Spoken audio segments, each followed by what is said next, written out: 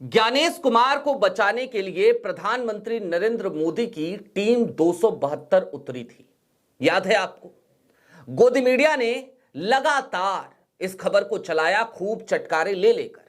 लेकिन एक खबर और है, और इस खबर को गोदी मीडिया ने बिल्कुल पूरी तरीके से गायब कर दिया। 175 हस्तियां और उतर आई राहुल गांधी के साथ। जो 272 लोग थे उनकी कुंडली तो खुल चुकी है। कौन थे 272 लोग? ये वो 272 के 272 लोग थे जो मोदी जी के लाभार्थी रहे। ऐसे ऐसे कारनामे की पूछिए मत, कईयों की कुंडली तो हमने खुद बताई थी। लेकिन ये 175 लोग कौन हैं? ये 175 वाकई में हस्तियां हैं, और इन हस्तियों ने खुल करके ज्ञानेश कुमार के खिलाफ मोर्चा खोल दिया है, राहुल गांधी के साथ खड़े हो गए हैं और विपक्ष को एक नसीहत भी जरूर दी है। सारी बातें जरा विस्तार से।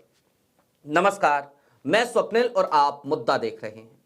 दोस्तों, आगे बढ़ें उससे पहले वही छोटी सी अपील। मुद्दा इन दिनों एक गंभीर आर्थिक संकट से जूझ रहा है।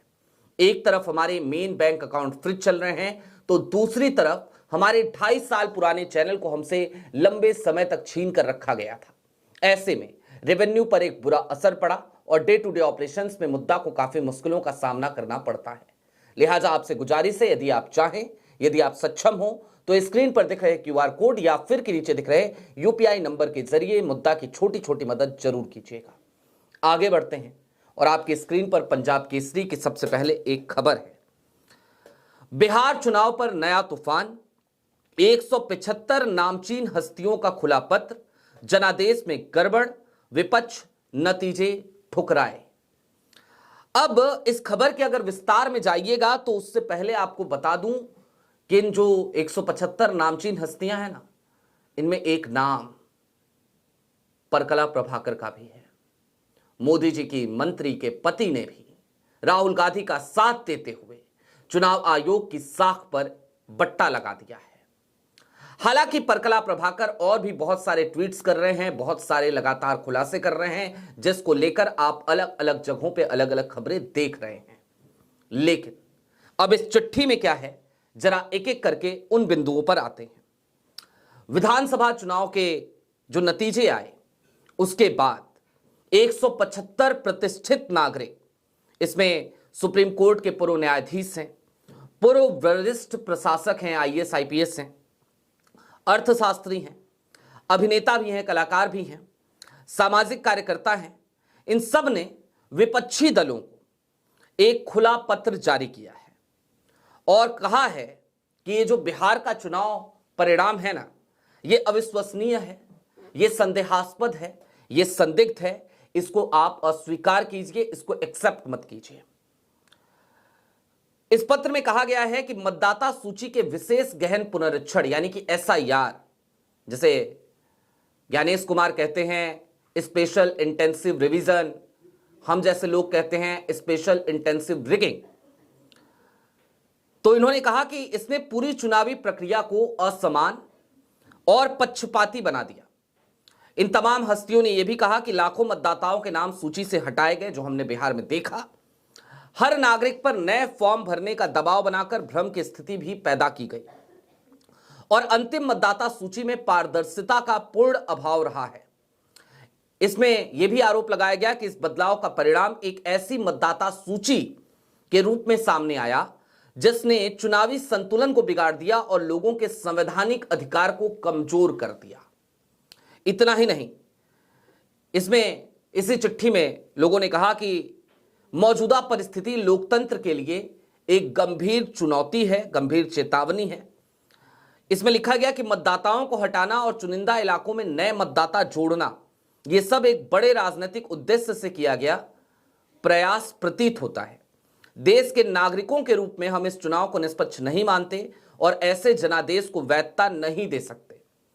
इसके साथ ही उन्होंने विपक्ष से आग्रह किया कि नतीजों को औपचारिक रूप से खारिज किया जाए और जनता के मताधिकार की रक्षा के लिए एकजुट होकर आंदोलन करें, यानी कि सड़क पर उतरें।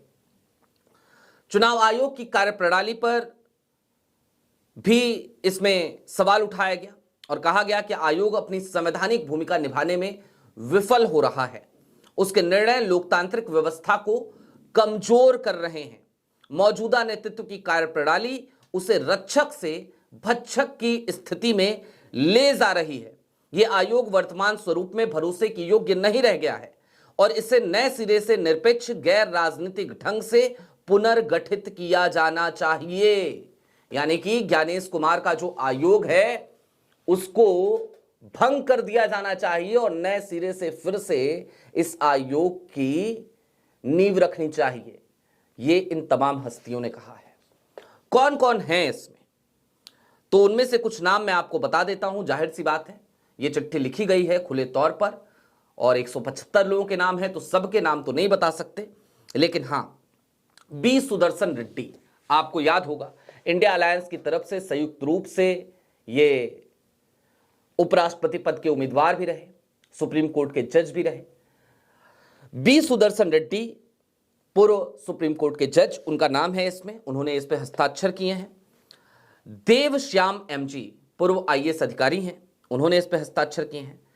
पराकला प्रभाकर राजनीतिक अर्थशास्त्री, निर्मला सीतारमन के पति, मोदी जी के मंत्री, वित्त मंत्री निर्मला सीतारमन उनके पति हैं। शंकर केजी हाईकोर्ट के जज रहे आंध्र प्रदेश। प्रकाश राज आप सब जानते हैं, मशहूर अभिनेता हैं। माधव देश पांडे तकनीकी और सुरक्षा विशेषज्ञ हैं ये। राम सरन जनतंत्र समाज बिहार के संस्थापक हैं।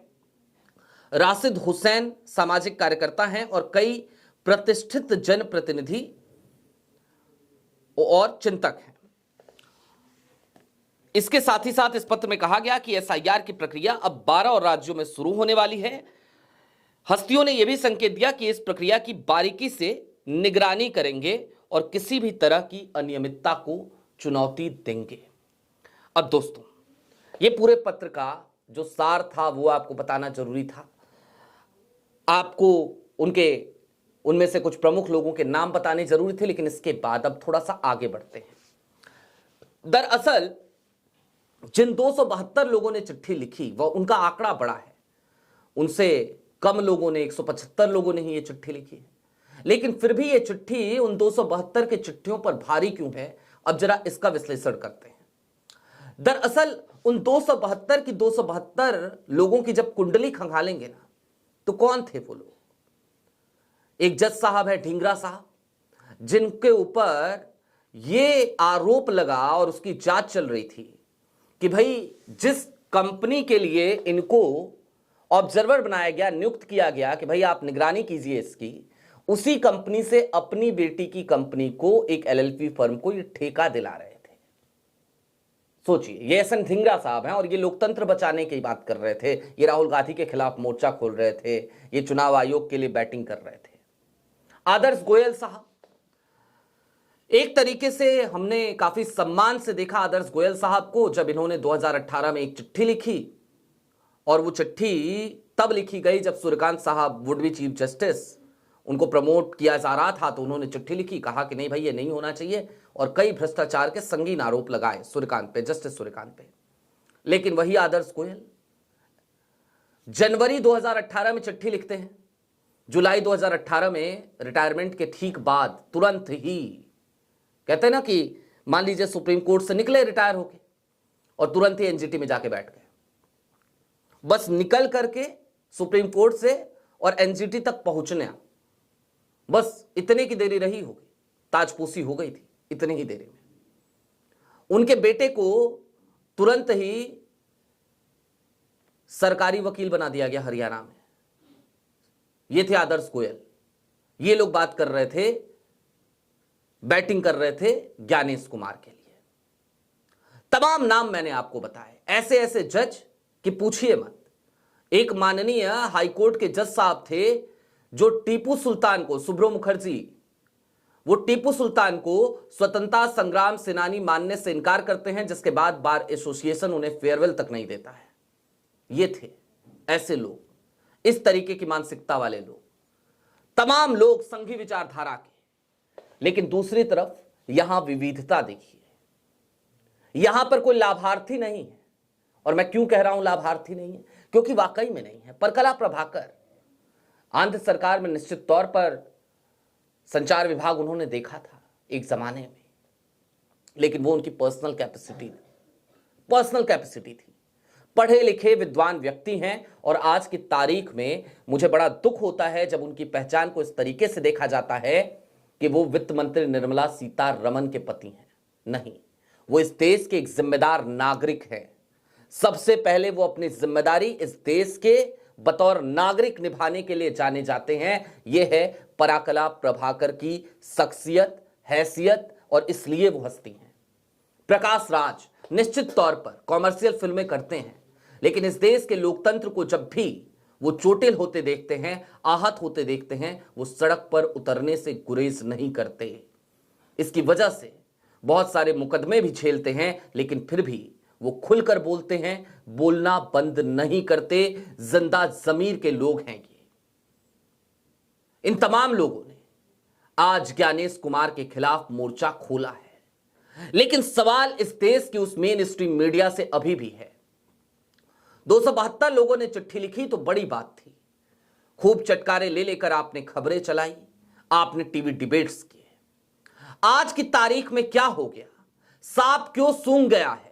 आज की तारीख में मेन स्ट्रीम मीडिया जब 175 हस्तियों ने यह चिट्ठी लिखी है तो इस चिट्ठी पर बहस क्यों नहीं करते?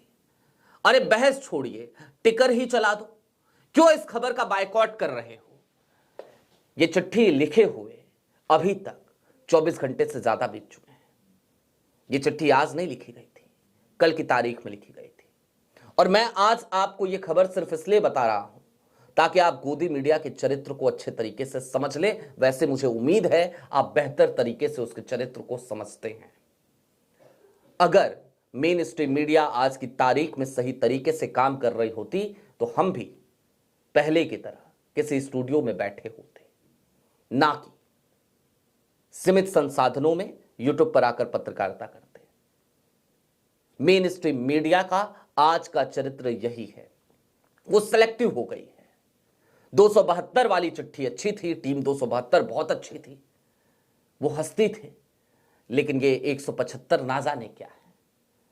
इनका बस चले तो ये इन्हें इस देश का नागरिक मानने से भी इनकार कर दें। इस देश के प्रति इन तमाम लोगों ने जो योगदान दिया है उसकी तो बात ही छोड़ दीजिए। कुल मिलाकर चलते चलते ये समझिए कि अब वोट चोरी का ये मुद्दा आज की तारीख में उस मुहाने पर आकर खड़ा हो गया है, जहां जिंदा जमीर, जिंदा दिमाग वाले लोग एक तरफ हैं तो दूसरी तरफ लाभार्थी वर्ग है। प्रधानमंत्री नरेंद्र मोदी को यह शब्द बहुत पसंद है और इसीलिए देखिए ना, ज्ञानेश कुमार को बचाने के लिए उन्होंने अपने लाभार्थी तो उतारे थे मैदान में। उन तमाम लाभार्थियों की कुंडली खुल गई, उनके चरित्र उजागर हो गए। ये बात अलग है, इतर है, लेकिन इन सब के बीच अब ये लड़ाई लंबी चलेगी।